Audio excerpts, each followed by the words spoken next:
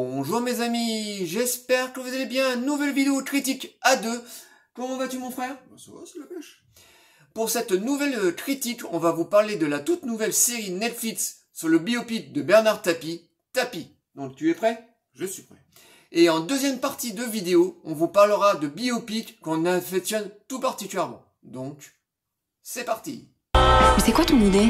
C'est de mettre en danger notre famille et tout ce qu'on a construit? J'ai encore des choses à offrir à ce pays. Si je gagne cette finale, ils seront à mes pieds. Croyez bien que si un jour vous deviez aller en prison, ce n'est pas vous, c'est Tapie. C'est le mythe.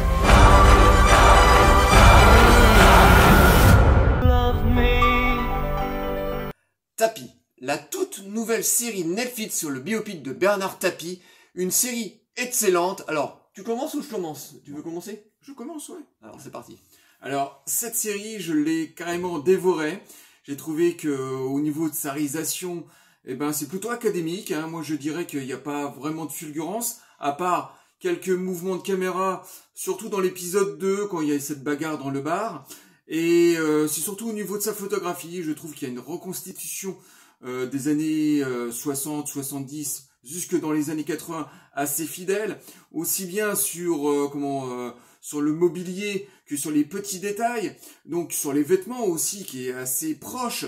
Et cette série est vraiment extraordinaire, aussi au niveau de son casting, hein, Laurent Lafitte en tête. Alors, les premières minutes, le premier quart d'heure, on voit Laurent Lafitte, bien sûr, mais il incarne tellement bien Bernard Tapie que on l'oublie automatiquement, surtout qu'il reprend la gestuelle, cette façon de marcher, cette façon aussi, cette goitre aussi, cette façon de parler. Donc Laurent Lafitte, voilà, devient Bernard Tapie avec une grande facilité. Monsieur Loiseau, je viens vous vendre la France de demain. Ah bon, c'est ça la France de demain? Non, la France de demain, c'est moi.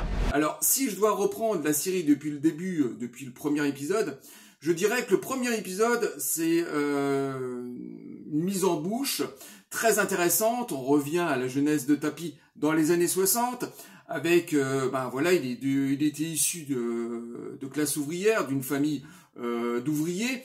Et il a commencé à travailler tout à fait normalement. Il avait des idées, bien sûr, d'entreprise, tout de suite très avancées. Et à partir de l'épisode 2, là, on rentre carrément dans les affaires de Tapie. Et je dirais que l'épisode qui m'a le plus marqué, intéressé et en même temps, je dirais que j'ai trouvé des défauts, c'est peut-être sur l'épisode 5, où Tapie était en politique, et là quand Tapie est rentré en politique, voilà, il allait souvent dans les banlieues pour serrer des mains, pour rencontrer les Français, et je trouvais que cet épisode était un petit peu trop faisait un petit peu trop gauche, un petit peu trop prononcé parti socialiste. Alors Tapie, bien sûr, faisait partie du gouvernement de Mitterrand, mais dans cet épisode il y a une petite jeunette de cité voilà qui recrute dans son équipe, et je trouve que là c'est un tout petit peu à trop appuyé sur les banlieues. On est dans les années 80, certes, à l'époque de Mitterrand et des socialistes, on essayait de sauver cette jeune génération d'émigrés qui habitaient, enfin de jeunes Français issus d'immigration, issus des banlieues, pour les réinsérer dans la société. Donc Tapie, sa mission à lui, c'était de faire un peu de populisme. Mais je trouve que c'est un tout petit peu à trop appuyé sur cet épisode 5 à travers ce personnage-là en particulier. L'homme est devenu un symbole de la réussite. Il aime avant tout la notoriété et la gloire. Mais après, il y a d'autres qualités dans cet épisode. Par exemple, la confrontation qu'il a avec Mitterrand quand il se fait renvoyer, c'est juste magistral de composition. Enfin, Laurent Lafitte est excellent autant que les acteurs. Et puis après, la suite de la série, c'est toujours aussi bon, jusqu'à ce dernier épisode qui est juste magistral, de dramaturgie. Tapie qui est rattrapé par ses affaires avec l'OM, cette confrontation avec ce juge, le juge là qui le piège littéralement, malgré toute la personnalité de Tapie qui essaiera une fois de plus d'étouffer cette affaire. Vous avez pas peur de tout gâcher, hein, en ayant les yeux plus gros que le ventre? Quoi? Alors, je veux te dire, dans notre métier, il faut avoir les yeux plus gros que le ventre. Et voilà, cet épisode est juste magistral. J'avais l'impression de retourner à l'époque du film Bac Nord, où il y avait Gilles Lelouch en confrontation dans ce film. Si vous connaissez le film, vous voyez parfaitement la scène. Alors, pour moi, cette série est juste extraordinaire. Voilà, on retrace les grands moments de Bernard Tapie sur ces 7 épisodes. Donc c'est magistral, aussi bien sur la réalisation, peut-être trop académique, mais surtout sur la photographie, avec cette reconstitution parfaite. Et puis aussi un acteur qui m'a marqué aussi dans cette mini-série, c'est Lucchini qui interprète aussi un très bon personnage, assez retors, assez ambitieux comme ça, avec une personnalité un petit peu trouble. Lucchini, je l'aime pas particulièrement cet acteur, mais dans cette mini-série, il est juste extraordinaire. Bernard Tapie, une série qu'on vous conseille vivement de découvrir. Et toi, comment t'as trouvé cette série Tapie alors?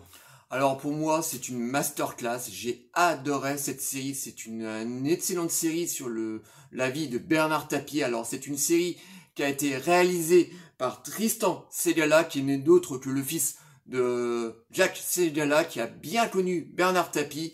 Et c'est une masterclass. Voilà, moi j'ai dévoré ces 7 épisodes en un week-end. Alors moi j'ai pas une très grande fascination pour le personnage de Bernard Tapie, voilà. Non plus d'ailleurs. Comme toi d'ailleurs.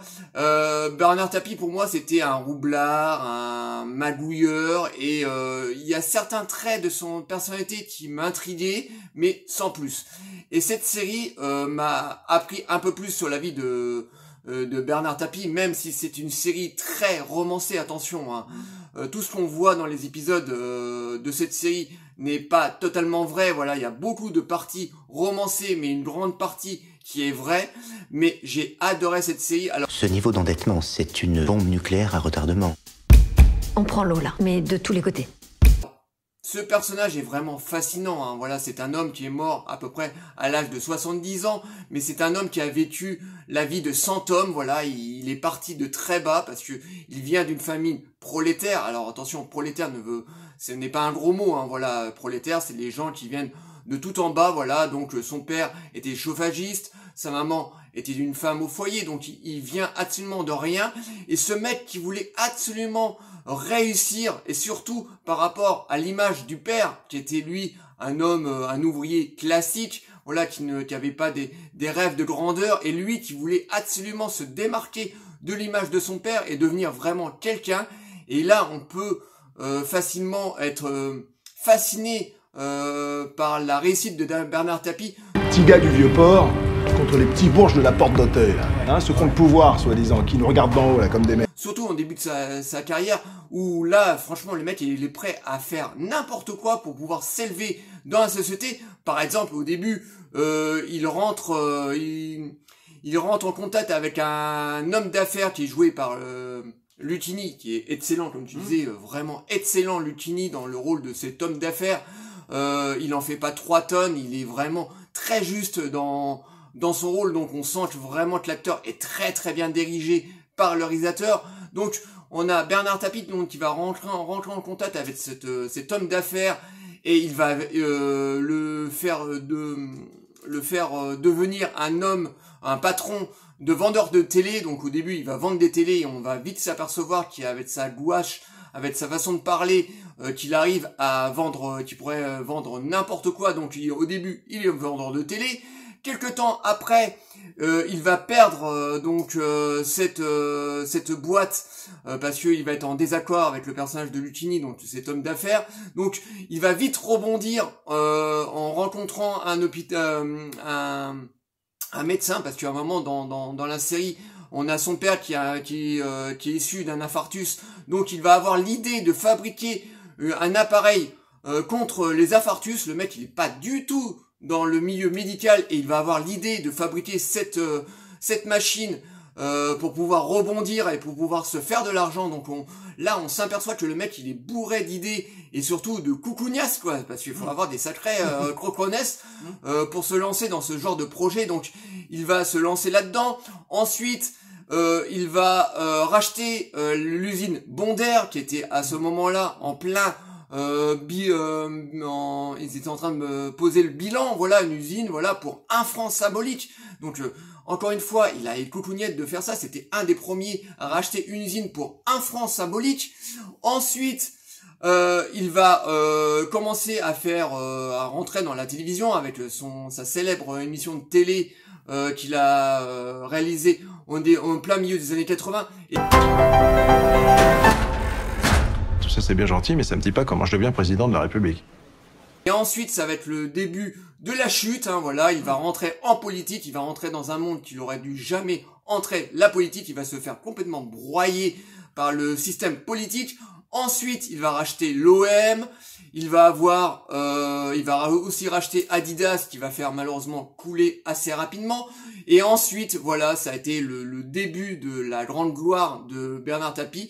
Il va rentrer dans l'escroquerie avec la fameuse affaire l'OM Valenciennes, où il va magouiller ce match. Et ça va l'amener dans le dernier épisode devant la confrontation avec ce fameux juge d'instruction, où pour moi, c'est le meilleur épisode de toute la série. Vraiment, c'est le dernier épisode. Voilà, on a une confrontation avec le juge qui est incroyable.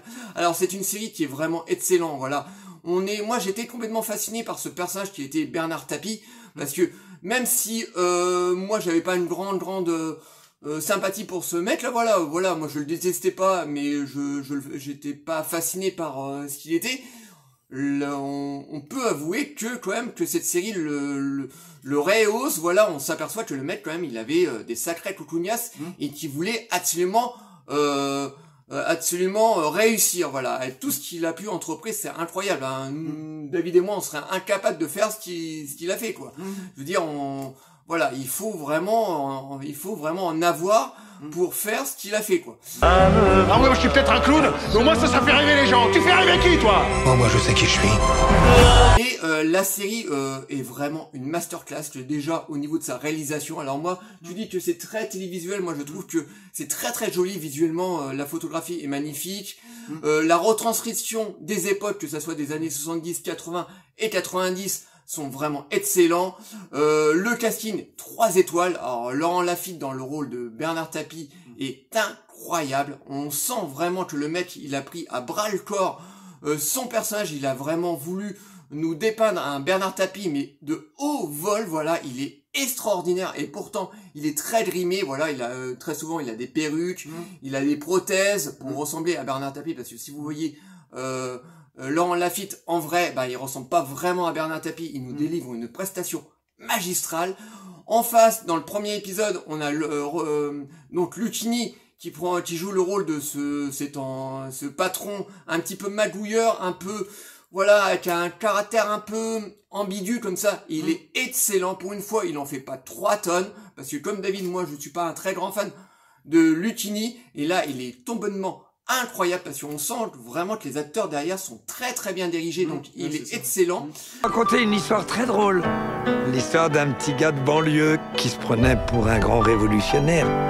On a aussi la jeune actrice Joséphine Japy qui joue le rôle de la mère de Tapie, de la femme de Tapie, excusez-moi, qui elle, alors je trouve que l'actrice le joue vraiment très très bien, il n'y a pas de problème au niveau de son interprétation, mais c'est un peu le rôle qu'ils lui ont donné. Alors là, c'est un petit peu le bémol de cette série, parce que moi... Ouais, c'est romancier. Voilà, parce que pour moi, cette série est quasiment parfaite, hein, que ça soit sa forme technique ou sa forme au niveau des acteurs. La série est vraiment excellente, mais voilà, le petit bémol de cette série, c'est un peu le personnage de la femme de Tapie, on nous fait croire pendant pratiquement toute l'intégralité de la série que cette femme était le cerveau du couple. Voilà, que c'était elle qui dirigeait Tapie dans ses affaires. Et je ne suis pas trop d'accord là-dedans, parce que j'ai du mal à croire que Bernard Tapie a pu se faire manipuler à ce point-là par sa femme. Bon, elle a dû certainement l'aider, le soutenir dans la plupart de ses projets, mais à ce point-là, je n'y crois pas trop. Donc, au niveau du personnage de la femme de Tapie, ça a été très très romancé. D'ailleurs, avant chaque épisode, on a un petit test qui nous est présenté en disant que voilà, Le personnage de la femme de tapis a été très très romancé, donc de ce côté-là, il nous mente pas. Mais c'est vrai que là, pour le coup, ils ont un petit peu exagéré, un peu trop grossi le trait, parce que j'ai du mal à croire que la femme de Bernard Tapie a pu autant influencer son mari. Voilà, Bernard Tapie, on sait comment il est, on sait qu'il était patron de tous ses projets, et j'ai un peu du mal. Mais c'est vraiment le seul petit bémol que j'ai pu trouver à cette série qui est vraiment remarquable, hein, que je vous dis, au niveau de sa réalisation, au niveau de sa forme technique, sa réalisation, de la retranscription des décors, parce que voilà, les costumes, les intérieurs des maisons, tout ça, c'est vraiment, on ressent vraiment les années 70, 80 et 90. La direction d'acteur est incroyable, les acteurs, Laurent Lafitte, je vous dis, incroyable dans le rôle de Bernard Tapie, Lucchini tout aussi bien, vraiment, tout le reste du casting, c'est vraiment de la masterclass, vraiment. Moi, j'attendais énormément beaucoup de cette série, parce que David et moi, on aime beaucoup les biopics, et on en parlera dans la deuxième partie, en vous parlant de d'autres biopics qu'on affectionne particulièrement, mais je trouve que ce biopic sur Bernard Tapie est vraiment excellent. Donc, on vous recommande tous les deux la série Bernard Tapie. Vraiment, c'était la série en ce moment à voir absolument sur Netflix. Et surtout, c'est pour finir, c'est qu'on a déjà pas beaucoup de biopics sur les plateformes et au cinéma. Et vu la qualité en ce moment, ben ça fait du bien de tomber sur un biopic comme ça d'un personnage français. C'est assez rare. Donc voilà, on vous le recommande de nouveau. Oui, une série qu'il faut voir absolument. Voilà.